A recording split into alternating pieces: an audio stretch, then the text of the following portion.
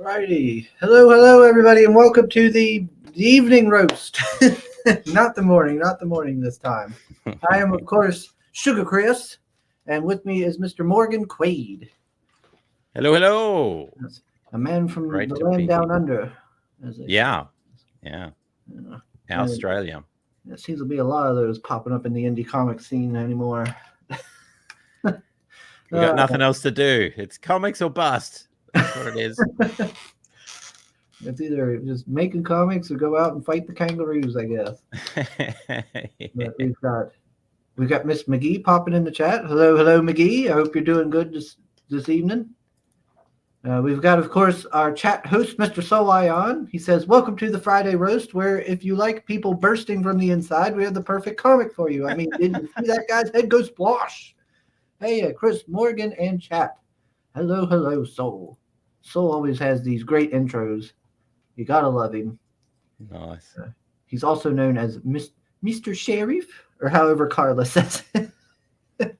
Mr. Sheriff. Oh, we got Mo. Hey, Mo. Hope you're doing good. You should be happy today. I'm actually streaming at a time that is acceptable for you. Let's see. He says Aussie crowdfunding because it's hard to have a gay time on your own. Yes, I learned about those thanks to Mr. Michael Bancroft. The golden gay time? Golden gay time. Yeah. That when I was a kid, my favorite ice cream. They are amazing. Yeah. And that was before, certain words had a, actually I'm not that old. I don't want to give it away how old I am. I'm in my early 20s now, of course. So that was, back in the 2000s. So, no, not going to happen. Yeah. My favorite time is a gay time. Let's see. Mo says, "I am the sun's up and everything." I know. Ain't it weird?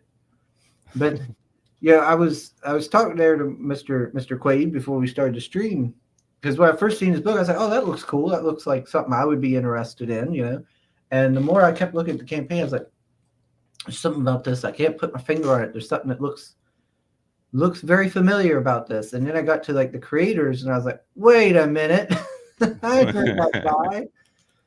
The art on it is by the same fellow who did Confederate Monster.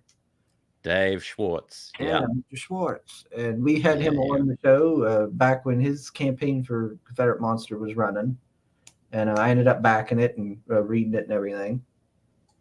And I always like those kind of settings, kind of like almost like Victorian era. You got the monsters, a blending of like history and like the universal monsters kind of concepts and stuff. It's all just fun. It is. I love it. Yeah, and Dave's amazing artist, and as someone who has worked with 30 to 40 artists on comics, he is hands down the most reliable and professional artist, which is fantastic if you can get someone who is that good, as well as the artwork being amazing. So yeah, I cannot sing his praises highly enough. Thanks, Dave. Yes. Sugar, to be fair, it was Mr. Officer. Oh, yes, Mr. Officer first. Mr. Sheriff came with the Western comic that is still now fulfilled. Oh, Deepwell, the Cowboy Death. Yes, by Mr. Mike Murphy. Yes, Mr. Officer. Oh, I remember those days. She had me, Froggo, and her, and she called us all the Aries Force because we all were Aries. Oh, she was something. I love Carla. I still do. Even if we don't get to see her too often, I still love her. I need to send her a message, ask her how she's doing. She's a lovely lady. Oh, we got Bristolian Dave. All right, me babbers. Hey, Dave. Hope you're doing well. Says an evening roast. How unusual. I know. Well, this was the only way I could get Mr. Quaid to join me. And I said, you know what? I'm on vacation. We're doing it. I'm going to make it happen. Creators Outlet. Hello, Will. A lot of people popping in. Oh, look, Mr. Blaylock. Hello, sir. Mr. Doc. Can't get enough of that sugar, Chris. That's right. You got the booty, don't quit. Or something like, yeah, that's how Tank says it. Stop it, Doc. Just stop it. That's right. That was supposed to say still not fulfilled. I know. Yeah, I know. Mike has had a long string of problems for a while. So, family members that have passed. He's had a lot of medical issues going on and everything.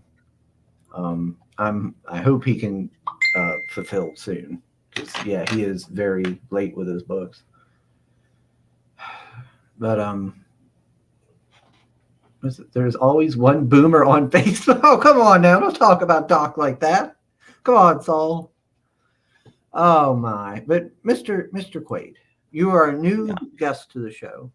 Why don't you give us a little about yourself? Yeah, how long you been doing this for? Yeah, I've been doing this for a number of years that I can't remember. Not because it's been that long, just because I have a terrible memory. So it's probably about 7 years now or something like that. So I was originally writing prose, writing novels, and trying to go down that sort of path.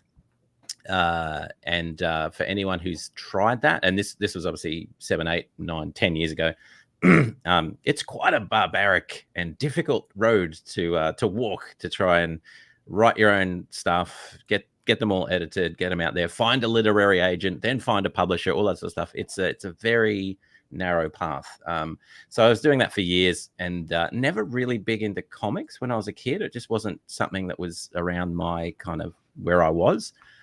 Then I gave up on writing for a while and just thought, I was still writing, but the publishing thing was just broken and I couldn't get in there. And I was like, what's the point? Then I just walked into a comic book shop in Brisbane, where I live in the city. And it's a place called Comics, Etc. And I saw the Image range. Never seen.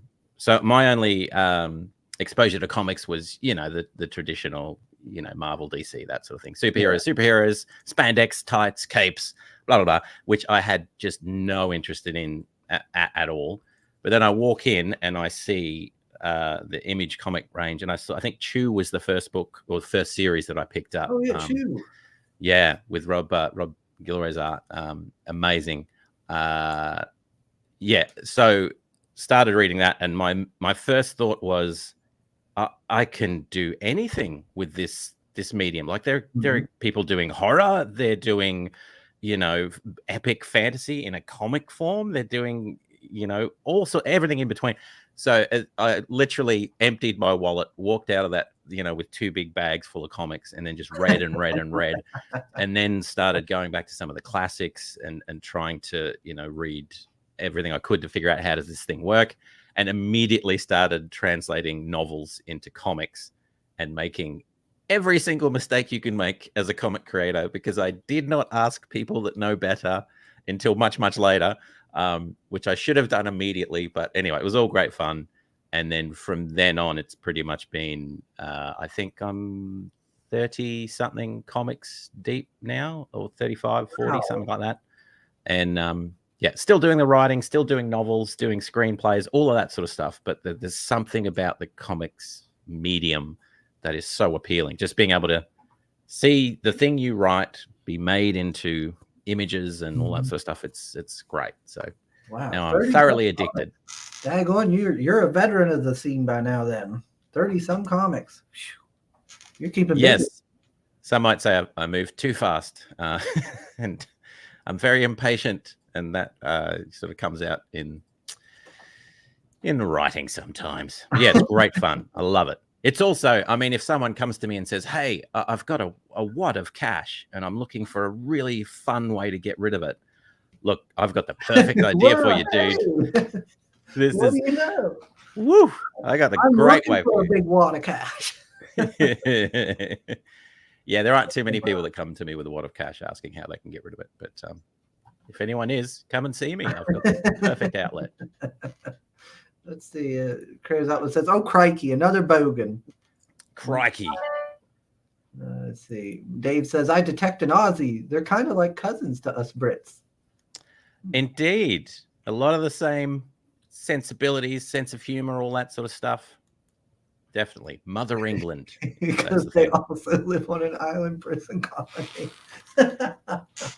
Yeah, there's that too, Uh, I suppose. let's see. Mo says every single mistake you can make as a comic creator. Well, now it's official since you made the final mistake of appearing on this show. Oh, come on now, Mo. Come There on. you go. Everybody likes being on my show. Come on, what are you talking about? Soul says, just kidding. There's nothing being locked up in the UK. That's just a conspiracy. Yeah, yeah. Let's see. I disagree to some. Coming on this show is one of the best things they do in their nerd life. I don't know about that, Soul. I think that's just saying too much here. But we got the reason why Mr. Quaid is here. Mr. Quaid's here for Bloodsmith. Yeah, we still got 14 days on it with $1,692 pledged of 2,571. So you're over halfway. I'd say what, 2/3 or so, something like that. Yeah, 2/3. Yep, we're getting there. Yeah, so it'd be good to knock it off with 7 days to spare, so we can start smashing out some stretch goals and stuff. Yeah, that'd be nice. That's the goal. And it's a weird amount because obviously I'm based in Australia and the publisher Comics to Movies is in Australia. So we do it in Australian dollars because we don't have another option, which means when you folks look at it, it looks like a weird, why would you go for $2,571? That's an oddly specific and weird number. It's because it's, our exchange rate is weird and our dollar is not worth much of anything, but we still like it. We still buy stuff. Dues. Yeah, so it's interesting. The Comics to Movies. For those of you long watching guests or watchers of the show, I don't know. I completely butchered that. But for those of you who've been around a long time, the Comics to Movies folks have also published Terra Olympus. And we had Stephen Cockle on like a long while back when he did the first Terra Olympus. So I think that's pretty neat. It's like I was saying the other day, it's kind of like a small world when it comes to these sort of things. It seems like every time I have somebody on, they know somebody we've had on or somehow, or they're somehow connected to get all connected.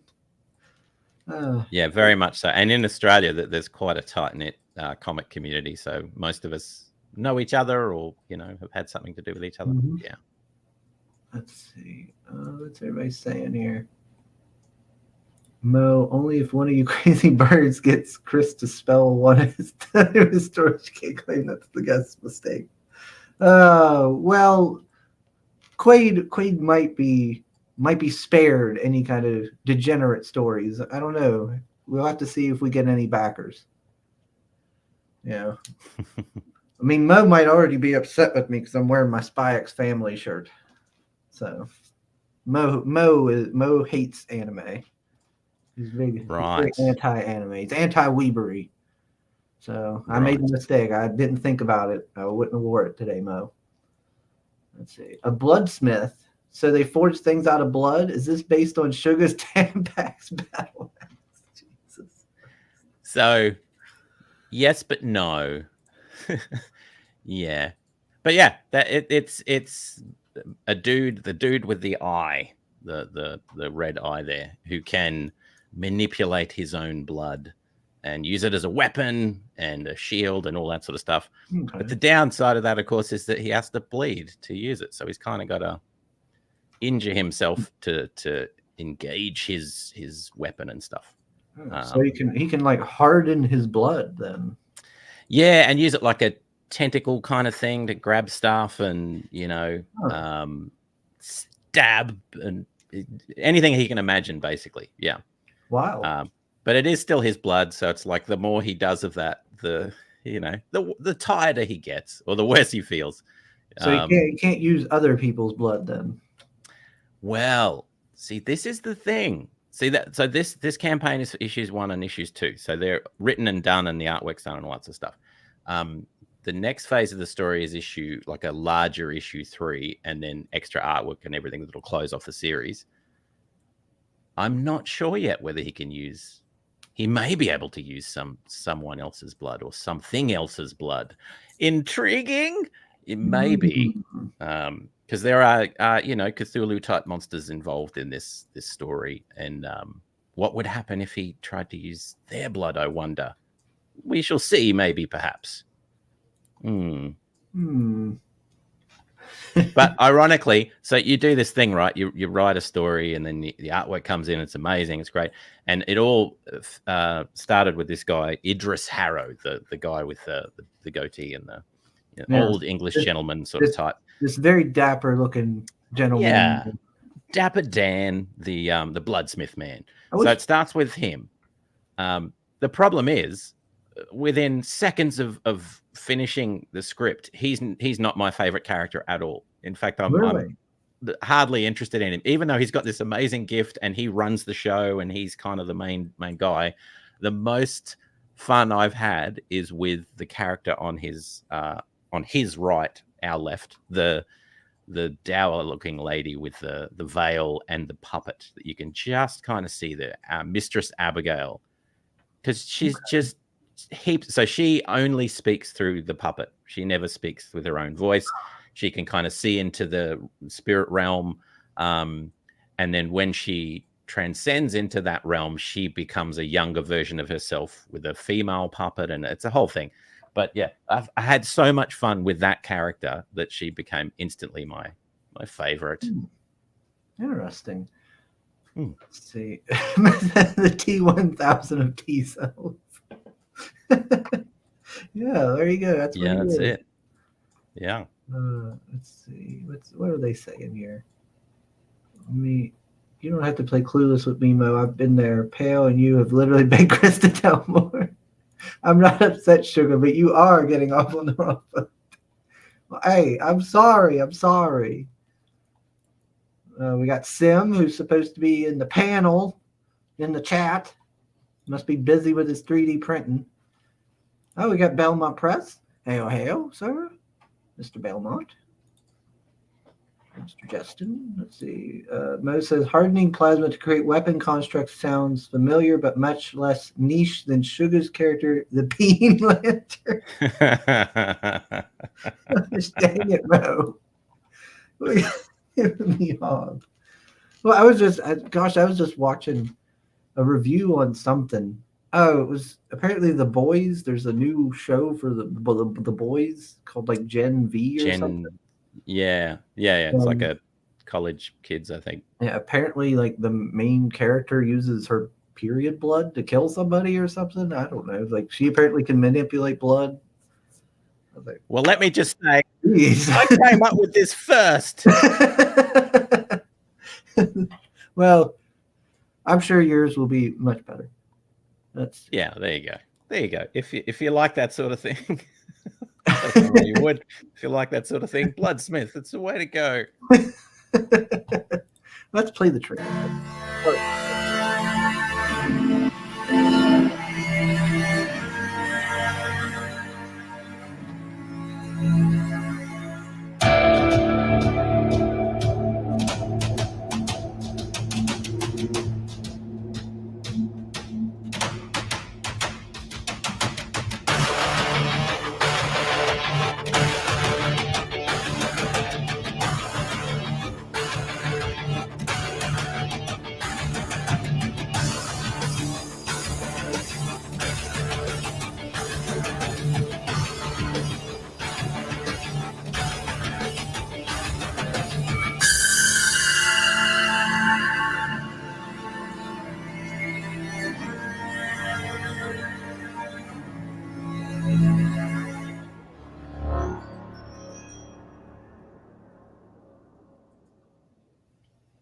Oh, yeah. Nicely done. Vomiting puppets, people. What more do you need to know? Vomiting puppets. There's Sam. Good evening. Oh, yeah. Glad to see you've made it. Fashionably late as always. Yeah, it's not a regular day or hour, and I was a bit busy, but I'm happy to be here. Hello. How's it going, Morgan? Hey, good to meet you, man. Good to meet you. I'm glad you could take your time away from your Nat figures to join us. Not just Nat figures. I'm also doing colors and other stuff. But I'm glad to be here. Oh, I couldn't refuse Soul that told me to get in here, so I'm like, okay, fine, Soul. Yep, that's right. Yeah, he's doing his part. He's in the chat, putting up links. See, there we go. Bloodsmith, on screen. Bloodsmith, We Hunt Nightmares, issue 1 and 2. Thank you, Soul. We got Mo saying the art style reminds me of Magnificent Bastard. All joking aside, it sounds like a cool idea for a character. Nice. Cool. Thank you, Mo. Thank you for that. Yeah. I like the idea of it. I like the look of it. You know, of course I liked Confederate Monster. So when I seen this, I was like, ooh. Because this looks like it you could easily do a crossover between the two. Yeah. It would fit just fine. But and we were saying off air, I was talking to Dave and I'd seen Confederate Monster and his sort of art style. So when I had the idea for this story, I immediately thought, well, his style would be great for that. And then I just asked him, hey, do you want to do a kind of turn of the century book with monsters and stuff? And he said, well, yeah. And away we go. And honestly, most of the heavy, I mean, this is the case with most artists I work with, but he did most of the heavy lifting. So I would just send through a script with a monster thing with tentacles and stuff and really cool. And then he would turn that into something that actually looks great instead of just a one-line description. Let's see. We got John from Beyond. Hail, sir. You popping in? What's up? Good to see you, Mr. Hervey. So it says, yeah, Sim, I don't care that you speak to a tin can mic. It's always nice to hear you, even with a French accent. Yeah, sorry, I'm on my phone. Oh, we got Devil Flyer. Hello, sir. We're saying hello to everybody. Awesome. So how many pages are we getting with Bloodsmith? You're getting 2 issues at 26 pages, I think they are each. I should really know this, but numbers and me don't do well. But yeah, it's a little bit over standard size. 2 issues, issue 1 and issue 2. And then we'll do another campaign later to close out the series. And there are 6 cover options. That's probably my favorite. And we're doing a couple of exclusive black and white ish type cover options as well, which people can back. Ooh. There he is, Mr. Idris Looking Harrow. interesting. Now, are we going to figure out how he's able to manipulate his blood and such? Not in the first 2 issues. It's pretty well. You start off knowing that this is his gift. This is what he does. And then I'm a fan of slapping people in the face pretty quickly with some action. So it doesn't take long before you find out, oh, something terrible is happening. People are dying, zombies and such, and tentacles and, Lovecraftian type badness. And so Harrow, this guy here and his team are called in to investigate when a wealthy man's son is infested by something. And then that's where the story kind of kicks off and they find out, whoa, cults and monsters and such. It's time we get the A-team together and slap some monsters around. Beating people. But in a little bit, yeah, it's written a little bit more eloquently than that. I'll just say that's not quite as, slap, bang, ka-thump. What's that? There's some sort of evil infestation? Time to get a press gang together and just start whooping everybody I see. Yeah, that's it. That's it. I know one thing though. If I was this gentleman, I think I would just get up and just walk over and pick up my cognac or whatever you call it there, rather than like slitting my arm up. Yeah. Well, but he's got to keep the practice up. He's got to keep your skills sharp. I guess. You know what they say? Routine is key. That's right. He stops doing that, and then in another week he's got to fight some grizzly monster, and then he's forgotten, how do I do this again? How do I cut myself? No, I think he's just doing it as like a party trick to get chicks. That's true. Yeah, maybe I should do that in a spin-off series where he's just going from party to party. Look at this. Hey, look what I can do. Hey. Let's see what's everybody saying here. What is this? Do you have time next Sunday? Oh, he's talking to John. Marinus is trying to get him on a stream. Let's see.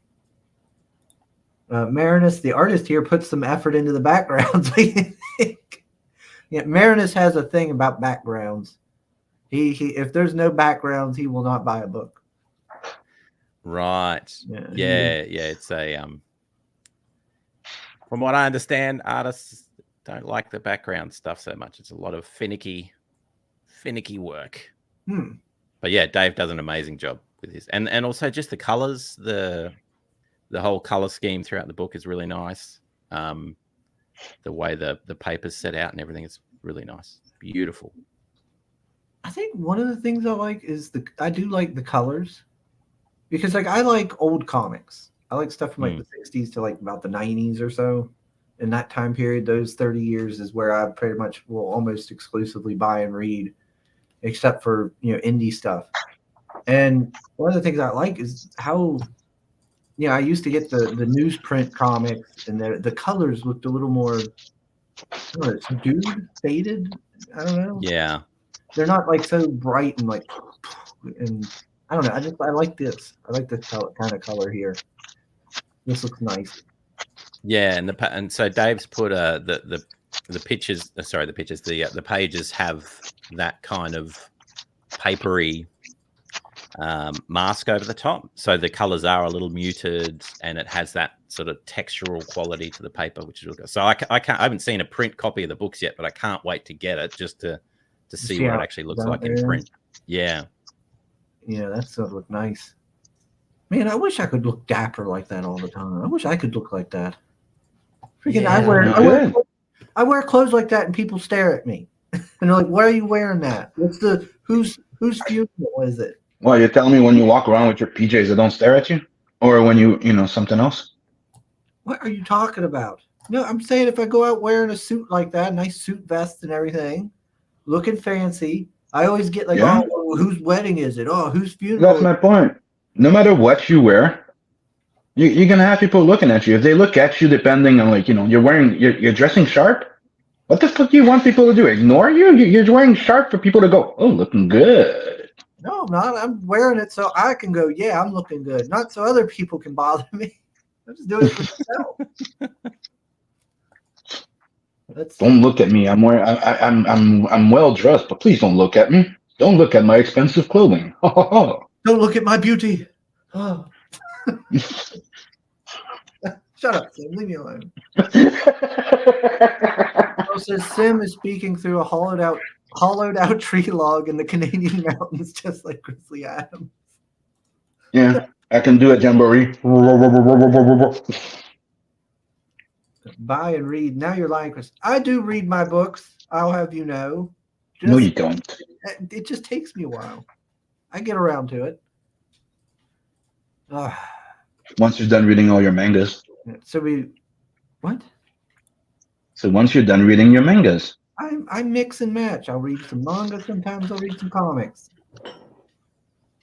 Well, we've got a evil infestation going on here. Do we learn how did this get started, and what's that's the investigation that Harrow and his team have to find out, is what's been put into the water or the beer that is causing people to go a bit nutsy.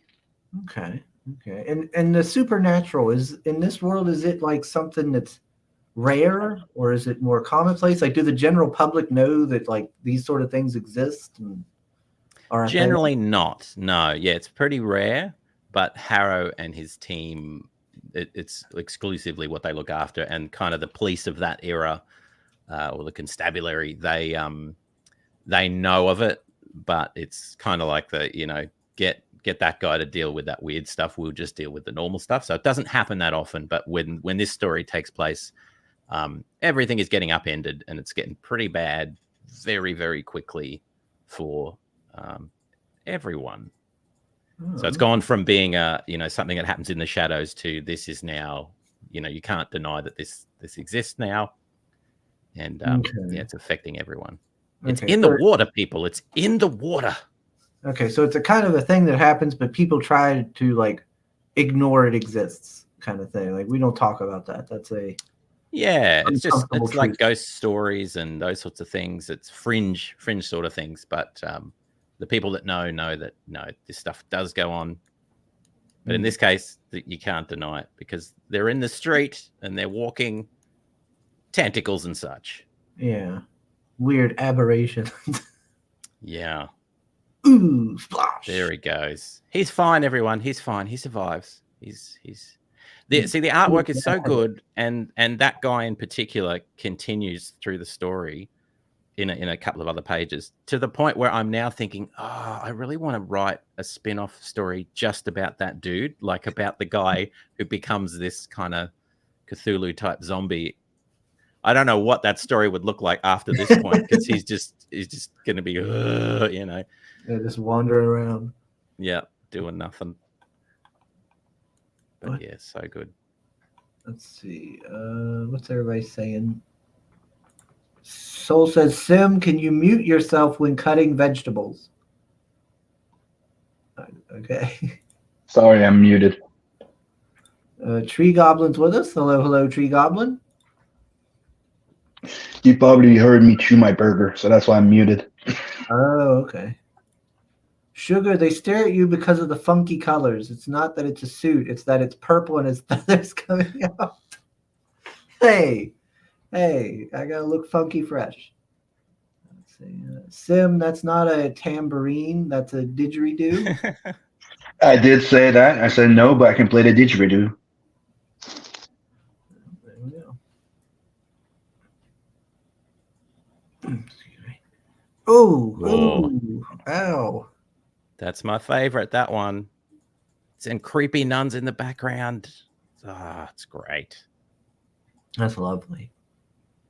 And they're floating somehow. Again, they're all fine. It's all good in the end. Yeah. It's just a flesh wound. They'll be fine. There's a happy ending for everybody here. They're go back to normal, get married, live happy lives. Don't worry about it. They're going to put a little polysporin on it and they'll be just fine the next day. Yeah. Just mild headaches. Might have some, side effects of mood swings, but just saying. They'll be fine. Yeah. Maybe not you, but they will. They don't tend to like calamari anymore, but aside from that, everything's fine.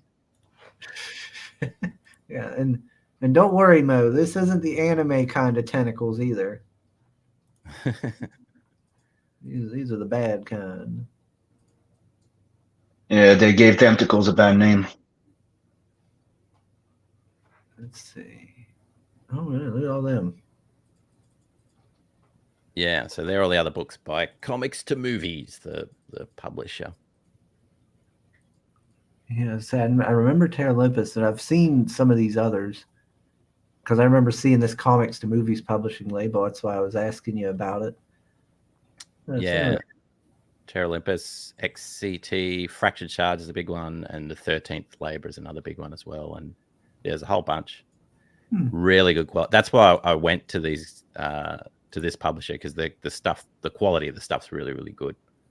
So I thought, let's do that. And we got the books itself there. Cult guy with dagger. Who doesn't seem to realize that the others have guns, but we're going to see an Indiana Jones moment here in a second.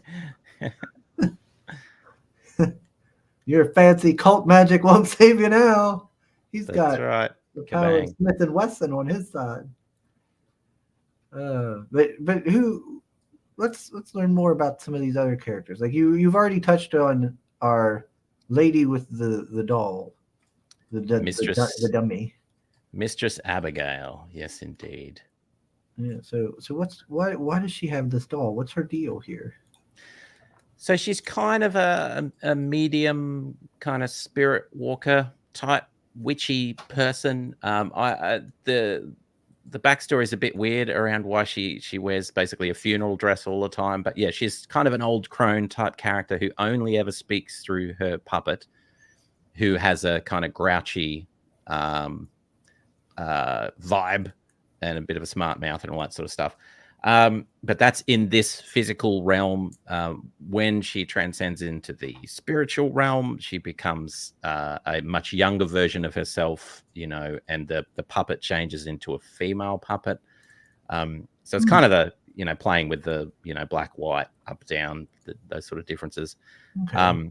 But she's the one that makes contact and kind of finds out what's actually going on. And who's causing this, and she can kind of see, the cult that's involved in this whole thing. So she's a pretty big part of it. But every time she touches the darkness, if you like, it sort of affects her. So hence vomiting puppets. That's where the vomiting puppets kick in. Quaid just made this whole story so you could have a vomiting puppet. So now how can I turn this around so I can make this happen? It made me so happy when I first saw the images come through from Dave. For some reason, I thought, wow, every book you try and do something a bit different and a little bit new and not quite. And I thought, vomiting puppets. Who's done vomiting puppets? Surely it's not something that everyone's done. So great, I'll do it. Yeah, she does have a fun little design to her. My favorite Batman villain was always the ventriloquist. Weirdly enough, right? Yeah. Everybody's always like Joker. I never liked Joker that much, but I always found ventriloquist to be funny. Just this kind of like fat old man, this little Scarface dummy that he thinks is real, and it's a cool dynamic. The whole that you speak through this little puppet thing, and then if you speak through the puppet, it kind of says things that are way worse than what you would ever say, or it's sort of channeling some dark impulse or whatever. I love that idea. So yeah, it was cool to do it in a comic book. Really cool. Mo says last time Suga saw a man torn open like that was when he pulled a double shift on the corner Labor Day weekend. Shut up, Mo! Gosh dang it!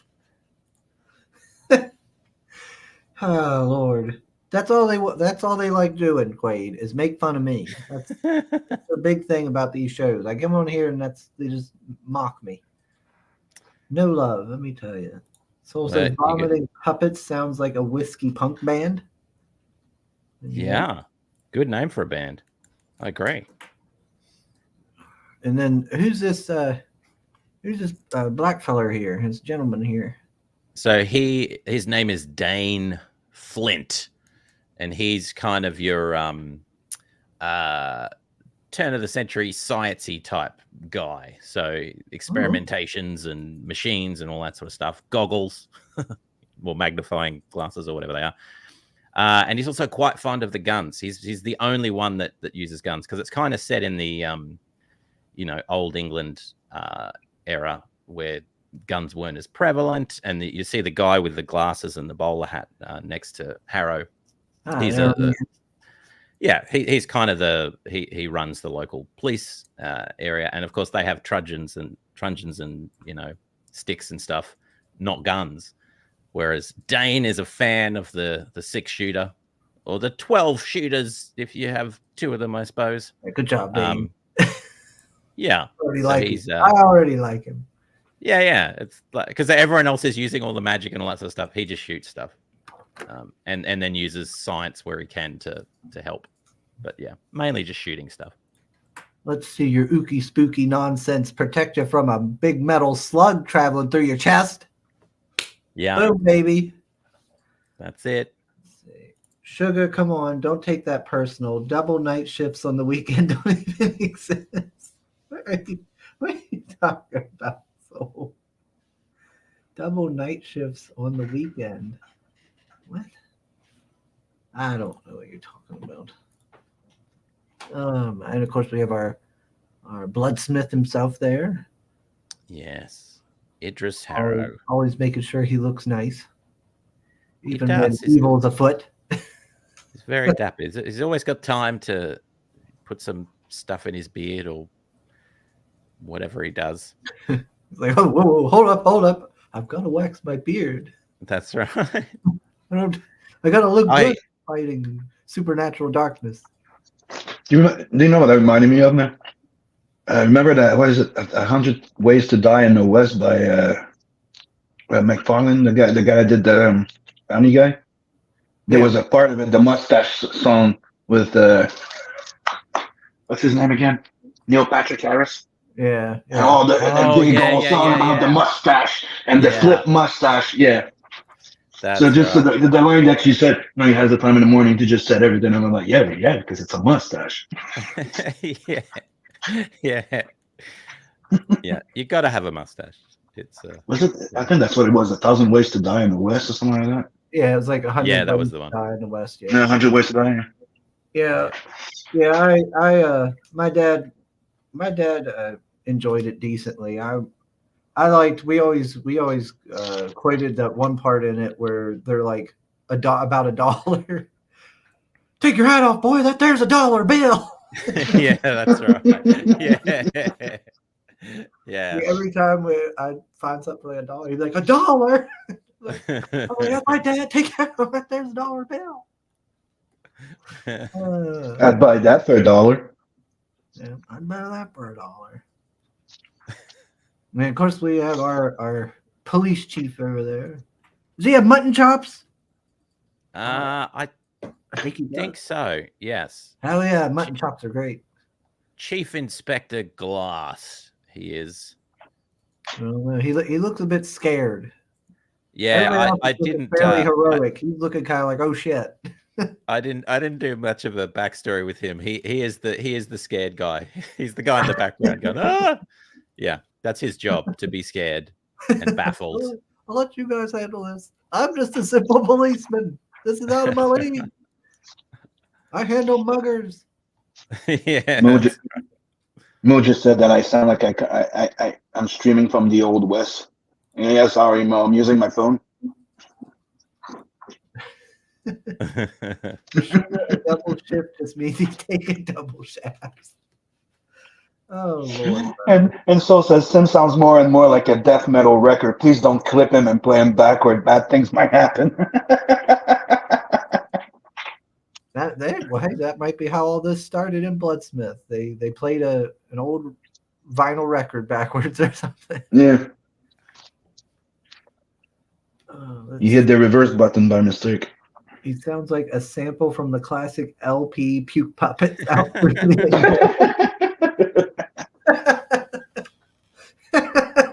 Out through the indoor. That is amazing. Out through the indoor. Well done, man. God.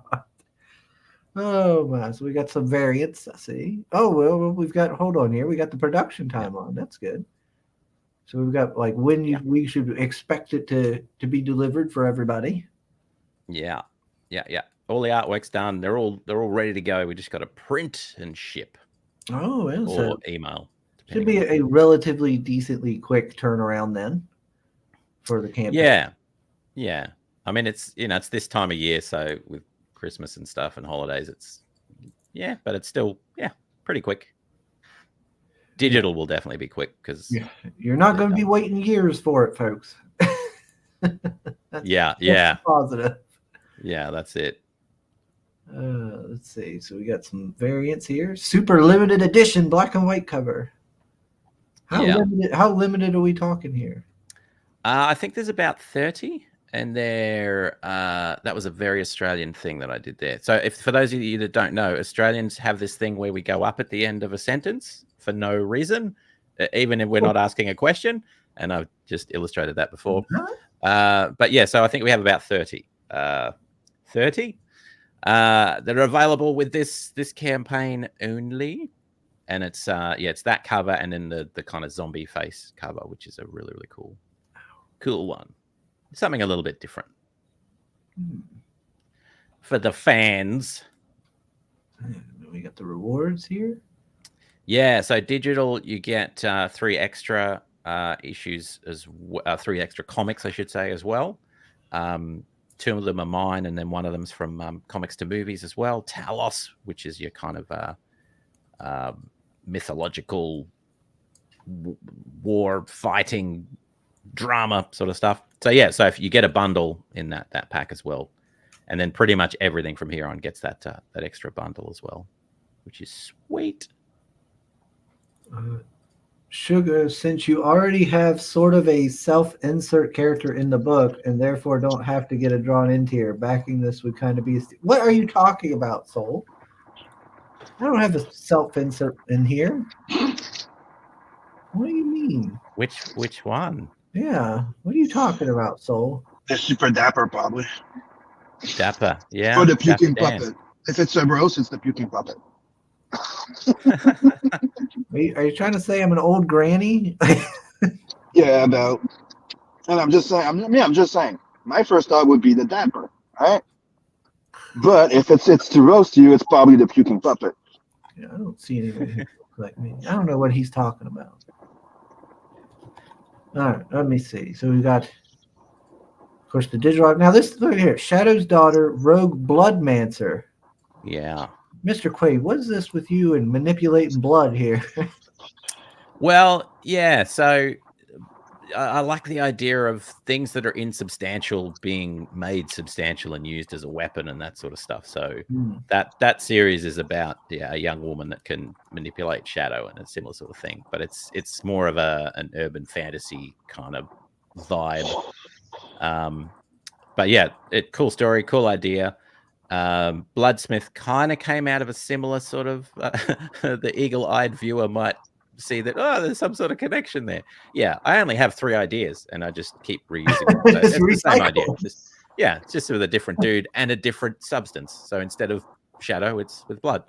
But no, really cool story. And there's one at the back there called Enmity, which is another cool story. That one is about a young teenage, or not a young teenager, but a teenage girl walking the post-apocalyptic world, searching for her deadbeat dad, who also happens to be Lucifer.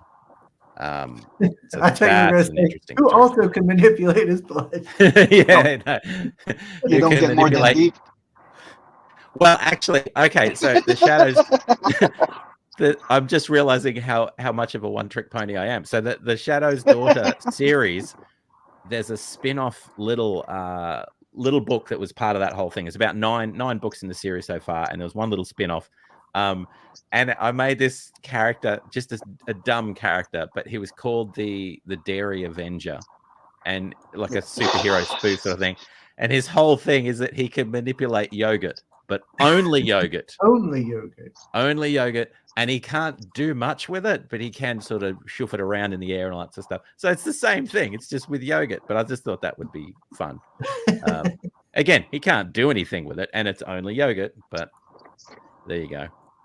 But no, not in Enmity. Enmity is a different one. That's a kind of heaven and hell, post-apocalyptic. Basically, Lucifer gets fed up with his job and quits, and then as a result, the entire world is thrown into cataclysm and disaster. He goes on a bender, sleeps with a bunch of people, and then 16 years later, we find out that this girl is his progeny, and so on and so forth. Yeah, so cool stuff. Let's see. And all for free with that bundle and all subsequent bundles. Ladies and gentlemen, all the comics you can stuff your eyeballs with. Look at that. I mean, for $10, you get all that. That's a pretty decent little bundle for $10. Well, that's also $10 Australian as well. Oh, so if you scroll down, you'll see $2 American then. Our dollar does not do well against yours. So that's about $7. There you go. Yeah. Bargains. So there you go. Dollary dues. Let's see. Yeah, $25 for the actual printed book. Mm-hmm. Yeah. And you still get those PDFs as well. I see. You get the PDFs. Yep. So you get them with every Variants. bundle. Oh, and there's like all the covers, I guess. There, the collectors. Yeah, the Pokemon bundle for the one that needs them all. You also get an A5 print with that one as well of the zombie face man thing. I got to think of a name for that dude because he pops up now and then, and like I said, I almost want to write a spin-off story from his perspective, which would be so dumb but fun. Almost like the first couple of pages of him getting the thing happening to him, and then the whole rest of the book is just black. There's just nothing in there because he can't see anything. It's just, that would be fun. But anyway, he doesn't have a name, but I like him. We'll call him Jeff. Why not? Jeff. Jeff. Let's see. First, you comment on the guy's dressing style for minutes, and then act as if you don't get it when I made a joke about it. Come on. I don't know what you're talking about. He has older guy hair and beard, but that could be future you if you don't let yourself go. Well, it's going to happen. I'm going to let myself go. It's probably going to end up happening. Sugar developed the power to manipulate his blood to trick DNA tests. Hush up, Mo. Don't have 8 kids. That's a lie. Fans of digital comics special. Brain dead Bradley, says Mo. Oh my. Yeah. Oh, look, there's a shirt you can get. Yeah. Now, yeah, Kickstarter still has the add-ons now, right? Where you can go and add on after your order. Yeah. You can add on. So I think the T-shirt's an add-on. You only get the A5 cards with the bundles, but yeah, the T-shirt you can add on, and I think there's a couple of the black and white ones you can add on as well if you just want to get them for your friends or your family or your pets or your enemies or whoever, or yourself even. Some people like to read stuff.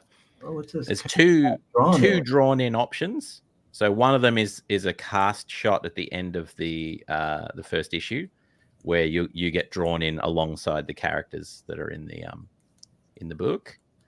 So sort of like a photo sort of shot of that.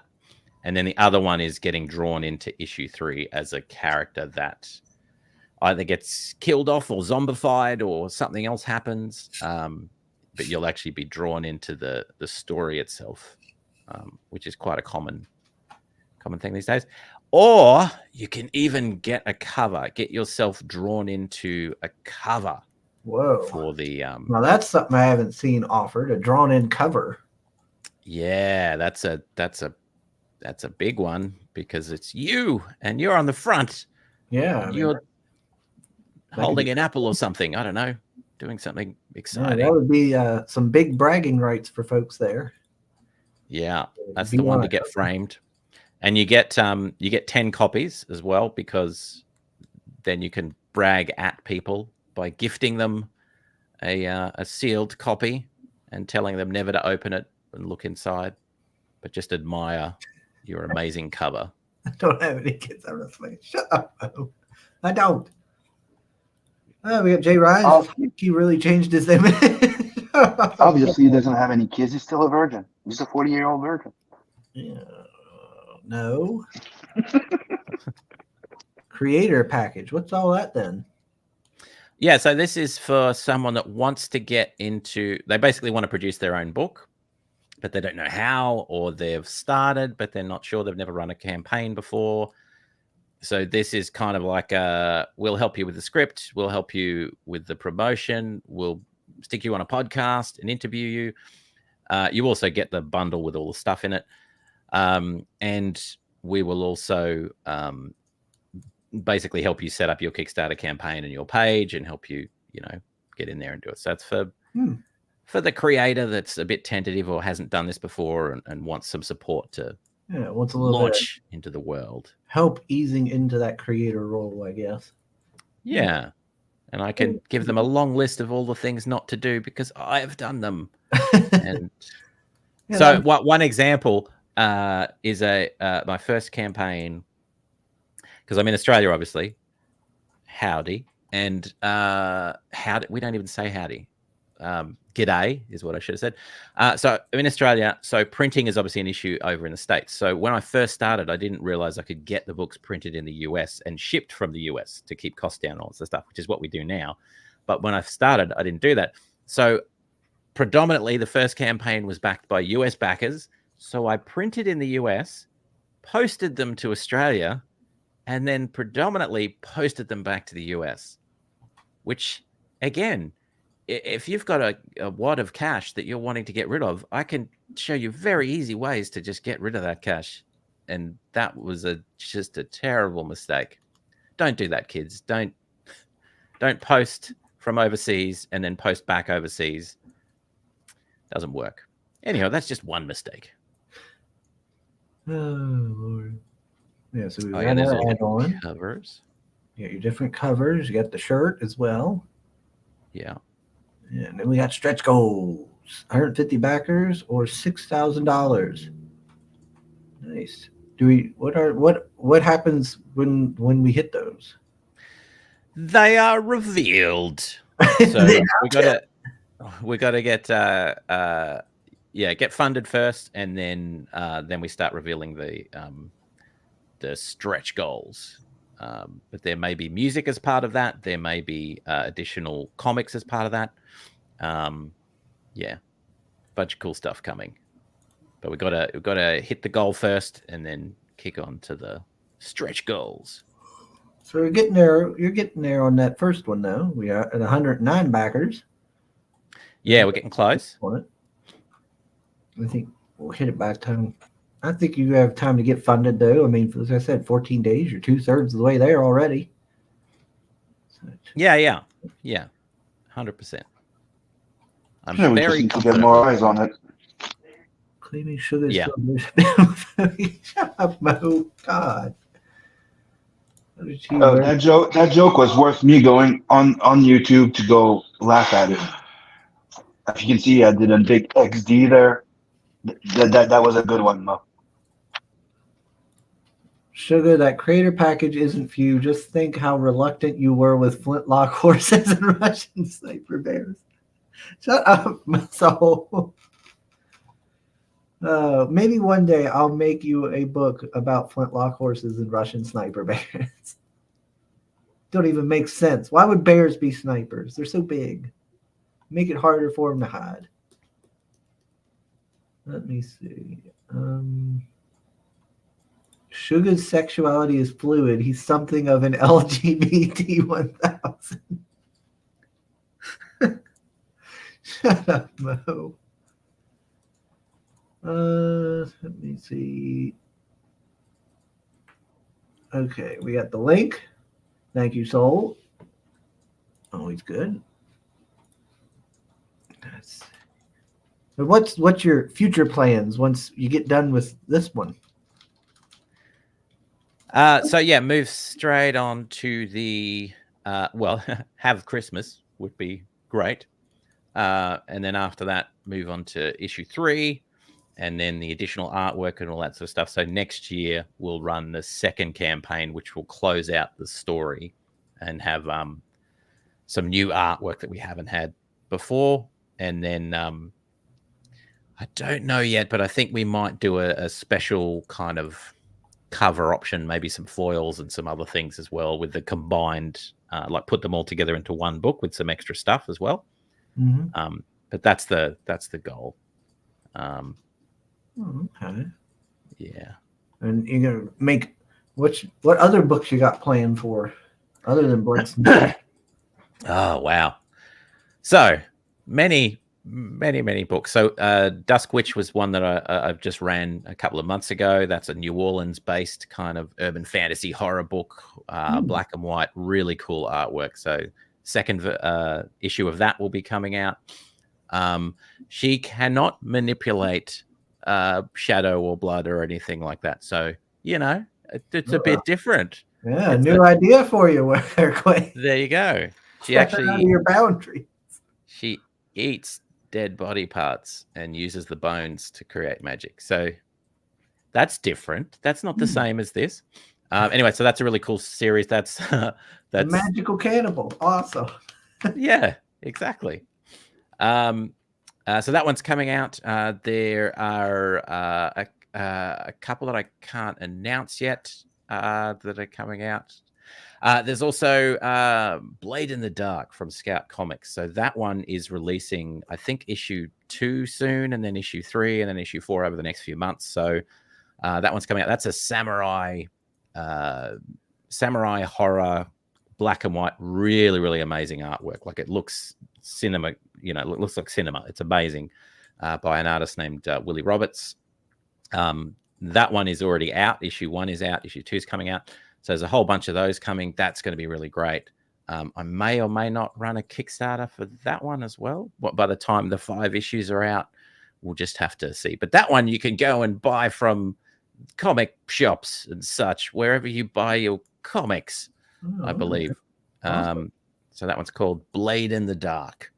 And then there's that Enmity book that we shown there, that we showed there, I should say. The next series of that will be coming out, so I'll be looking at that next year as well. That's available online from Any One World, UK publisher, so that's available now. Then there's a great D&D inspired book called The Crimson Folly, which is about a tavern where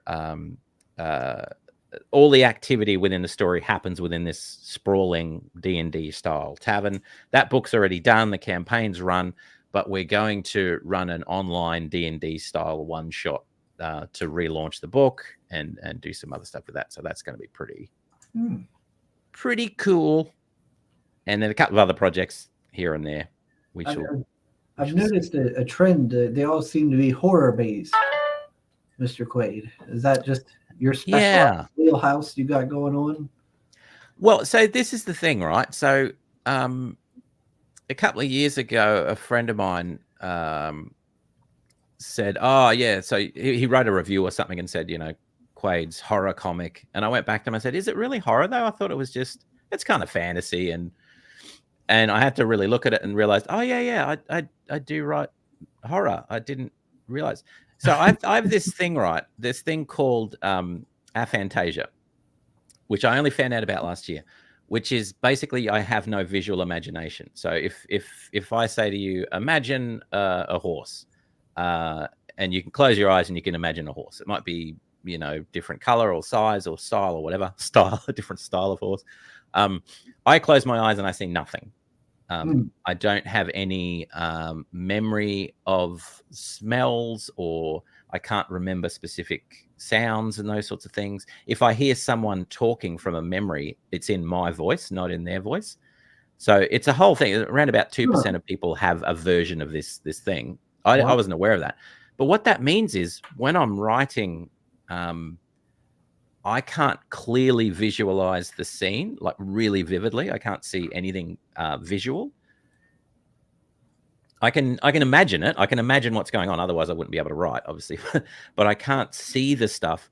So if I write, particularly with novels and stuff, if I write a novel and then put it out there, I'll get feedback and people say, oh, man, that was really vivid horror descriptions and stuff. And I think, was it though? It wasn't that bad, was it? It was fine. But it's because I can't visualize any of it, whereas other people can, you know, they sort of fill in the gaps with their imagination and stuff. So yeah, it's only recently that I've realized primarily I do horror with a fantasy vibe. Yeah. But yeah, I just like the ability to jump into a story straight away, and I like to be able to shock people and shock the characters within the story, you know, with just, you know, you turn a page and there's a dude with his back arched and tentacles and being kind of split in half and that sort of stuff.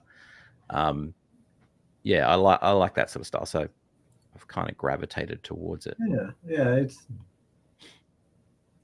man, that's cool looking. Yeah, I do like the look of this book. Let's see. Jay Ryan says, as a hillbilly twink, Sugar has ground many bears to death. Oh, God. I am a hillbilly, but I ain't no twink, Jay Ryan. Sugar has worked his magic on many a boat in his time. I sense a theme. I guess I'll have to cancel my book, also titled The Crimson Folly. It was a dramatic retelling of Sugar and Mermaid's tumultuous relationship. Oh, shut up, Mo. There is nothing. Me and Mermaid get along just fine. I just spoke to her the other day. She was there in Michael T's stream. She popped in for a little bit. She was a nice, pretty lady. Mo says when Sugar imagines a horse, it's always the same size. Oh, gross. Don't threaten Sugar with a good time. Being unable to visualize imagery in your mind is a blessing on this channel. Yeah, with the ridiculous stuff you all say.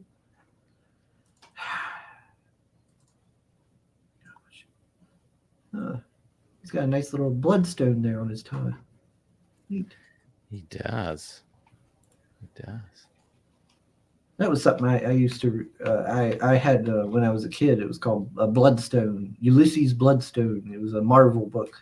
He was like a monster hunter. He had like a shotgun, and he had like a red stone in his chest. Oh, is that to do with the recent Marvel one they released? They released it in black and white originally, and they've just released the color. Yeah. He was involved. Like of course, it was all completely different from the comics, but yeah.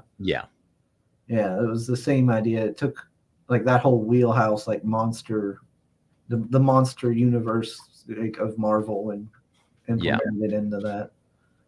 Well, for the sake of legal and copyright clarity, we'll say that this is a blood rock. Incredibly different to the bloodstone. Yeah, nothing to do with nothing. It's completely different. What's going on with his eye over here? Why is his eye kind of red? He had like a really spicy taco, just too much sauce, and it that's what happens. His eye goes demon red. Say no more. Too much of the chili. I get it. I understand. We've all been there. We've all had yeah. He had to completely get his bathroom remodeled after that event. It was not pretty. Yeah. What is this big? What's the Bigfoot looking feller? He's one of the monsters that kind of comes through as they're trying to investigate what's happening, and so they go to the other side to try and find out, and then that thing comes through by accident, and of course old mate has to use his guns to shoot that thing down, and all sorts of stuff goes on. But yeah, so it's just a monster from the other side, but it's a pretty cool one. I like the twin eyes on either side of his head. And this thing comes rolling out of a portal, and then our boy just sits there and unloads a Gatling cannon into it and takes it back. Yeah, that's right. Lead is always the answer. That's right. Let me see here. Sugar called it when you show up with a bloodstone on a tie-in. When you show up with a bloodstone on a tie-in future shows, you have to admit it's sort of a self-insert. You show up with a bloodstone. I don't know what you're saying. He just happened to already be in the book. Oh Lord. Yeah, maybe one day I'll cosplay as our bloodsmith here. Yeah. One day. Maybe one day I'll get my facial hair to look that fancy. It does look pretty cool. You're gonna need to get some grain. Well, I mean, it's not going to be a perfect cosplay sim. Let's see. To Sugar, a self-insert is just one more move in his exotic dancing repertoire. Gross. Oh my! But yes, everyone, check out Bloodsmith. I said we got 14 days left. Oh, you got that project we love. I see. That Kickstarter. Yeah. That's cool. Yeah, everybody likes it. Yeah, it looks they like love us. Book. I'll probably, I'll probably back it. I think I will. Well, it depends on shipping. I don't know how bad the shipping's going to be for me. I'll have to check that out. Since you're over there and they're in Aussie land, I'll have to check out the shipping and stuff. But if the shipping ain't bad, I'll probably back it because I got to back this. I got to back That Axel's Infernal. And I really shouldn't be backing anything right now. I really shouldn't. But I probably will end up doing it. Well, just so everyone's aware, we print from the US and post from the US for US backers. Yeah, to keep the otherwise it would be like hugely expensive if we did it from Australia. So are you doing like a fulfillment service then? Yeah, well, we'll go with a local printer, and they also post out locally in the US, and then we handle the Australian backers and the international ones as well. Yeah. Oh, that's neat. Yeah, it just makes it quicker and easier, and about a quarter the price for postage. That's always a plus. Yeah. Yeah, because that's one thing I think all creators have to figure something out when it comes to shipping, because it's gotten so bad that I know a lot of people just aren't offering international. Yeah. They're just only doing like the US or something, and it's like, oh man, that's really sucks though. You know? Like, yeah, I get that a lot over here where I can't order a copy because I'm in Australia and it's just too expensive for them to post it over. So yeah. The government should do something about it. Or all of the governments. Should fix that. Oh, they did. They made it more expensive. Maybe they should unfix it. Yeah. They should stop getting involved. So says Sim, can you please sing Joe Cocker songs like that? Look up the lyrics for Unchain My Heart. Okay. All right. Another link. Thank you, Soul. Yeah, I do like the look of this one. You know, I always reach out to folks based on if I'm interested in the book or if I think somebody in the chat is. This one, I was like, oh, I'm interested in this one, so I'm going to reach out. Usually I reach out because I'm like, well, I think somebody in the chat might like it or something like that. This one was for selfish reasons. I was like, oh, I think this one. I think I would like this one. So. Yeah, it's the artwork's amazing. Dave's done an awesome job on the artwork, and it's and yeah, we haven't really got any of the artwork in here of issue 2. So what you see in there is mostly out of issue 1, and issue 2 is really, really cool. Particularly at the end, it's pretty amazing. So it looks awesome. Jay Ryan wants to know, has a dingo ever ate the baby of anyone that you know personally? Well, see, here's something. I get that question a lot. Thanks. Here's something that people don't realize. You don't always know. You don't find out until, years later. So, no one, no dingoes. Also, they're most of the Australians live on the sort of coast, where similar to where I live. So it's built up, urban residential area. There's no dingoes. We don't have dingoes. We have dogs and cats and parrots and birds and all that sort of stuff, and spiders and snakes. We do have those. It's much more likely that a snake or a spider is going to get you than a dingo. Yeah. Man, the more I hear about Australia, the more lame it sounds. There's just a lot of things that can kill you, but it's fine. Most of them don't. You know what they say about things that don't kill you, right? They make you stronger, or give you a lifelong impairment. Yeah. Yep. Well, okay, so I'll put it this way: I have lived here my entire life, and I've never been bitten by either a spider or a snake. Well, I'm just thinking through: have I ever been bitten by a spider? Don't jinx it. We don't want to hear you that it happened in a week. Yeah. I've been stung by a bee, but that could happen anywhere, people. Anywhere. Yeah. And crocodiles you just avoid. Just don't go swimming in certain parts of Australia. in the water. Stingers, you avoid. Don't go swimming in the north during summer when it's hottest and you really want to swim.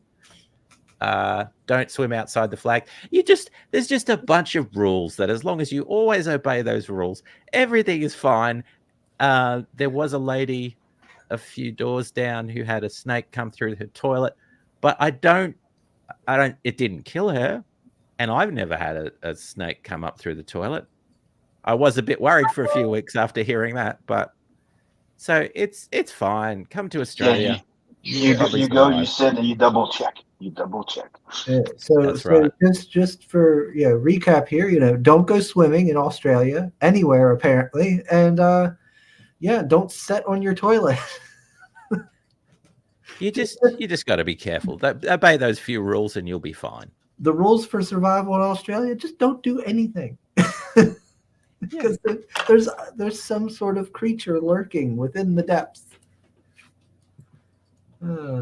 They're more scared of you than you are of them, but they will kill you if they get a chance. We got Grey Wolf. Hey, sir. How you doing? He says, just got home a bit ago. Our eldest son, Robert, and his fiancee, Megan, got married today. Oh, well, congratulations to them. That's good to hear. Always good to hear, somebody finding love. Wonderful, wonderful. You might end up being a granddad soon. Let's see. Mo says, those dodgy drongo dingoes, just ignore the bloody keep out signs. Oh, well, you've been hanging out. He's been hanging around Bancroft so long, he's turned into an Australian. Just to set the record straight, we never say shrimp. Shrimp is not a thing that we use. They're called prawns in Australia. We don't call them shrimp. I've never, ever used the word drongo.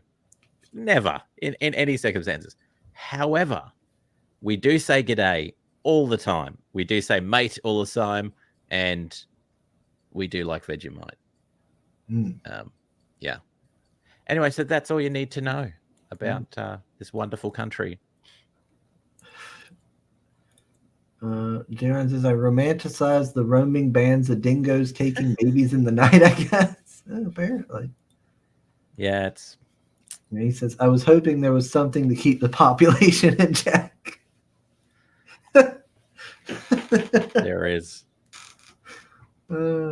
Sugar has plenty of experience wrestling snakes in the toilet and busting. Shut up, Mo. You just find any way to bring it back to me being some soiled dove.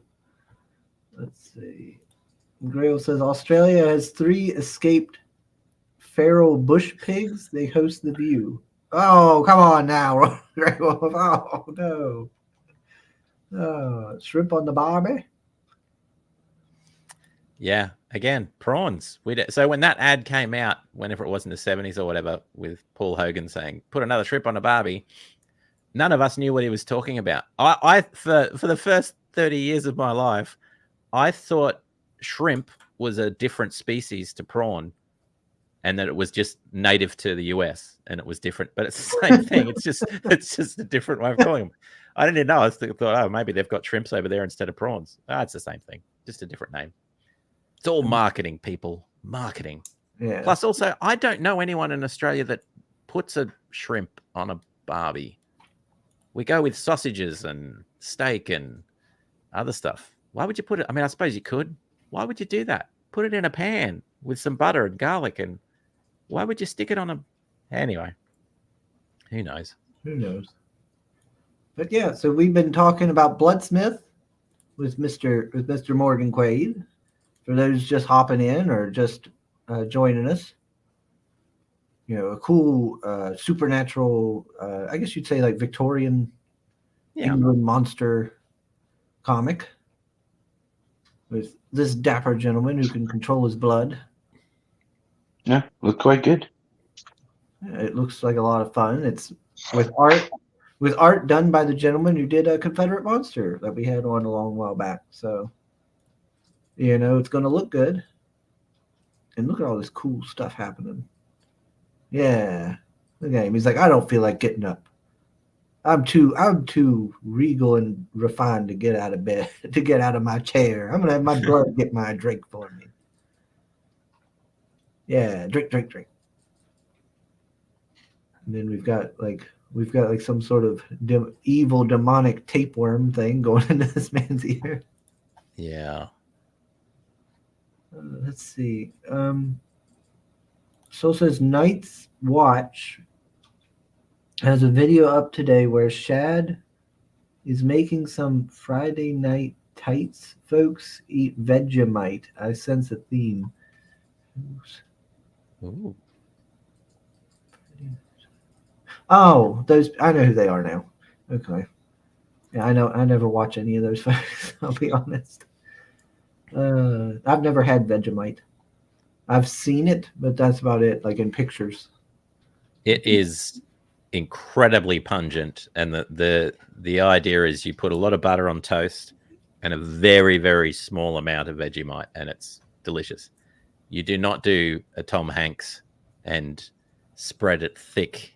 He had a photo during the pandemic, I think, where he was, look, I'm having an Australian Vegemite, and it was this thick layer of Vegemite on there. That's just disgusting. That's not how we do it. It's too much. It's too much. It's very salty, very pungent, but delicious.